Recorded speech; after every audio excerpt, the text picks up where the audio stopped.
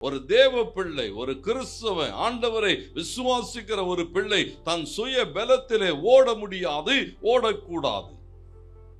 உன்னை பலப்படுத்துகிறவர் ஒருவர் இருக்கிறார். ஆண்டவருக்கு மகிமை உண்டாட்டும். வேதம் முழுவதும் அப்படிதான் வாசிக்கிறோம். அவர் உன்னை என்ன செய்வார்? எந்த சூழலிலும் பலப்படுத்துவார். என்னோடு கூட 1 பேதுரு 5:7 வாசிக்கிற போது பேதுரு சொல்லுகிறான், அவர் உங்களை விசாரிக்கிறவர் ஆனபடினால் உங்க கவலையெல்லாம் அவர் மேல வச்சிருங்க. கவலையெல்லாம் வச்சுட்டு நீங்க பாட்டு என்ன செய்யுங்க? நீங்க பாட்டுன்னு போய்கொண்டு இருங்க. கவலையெல்லாம் என்ன செய்வாராம்?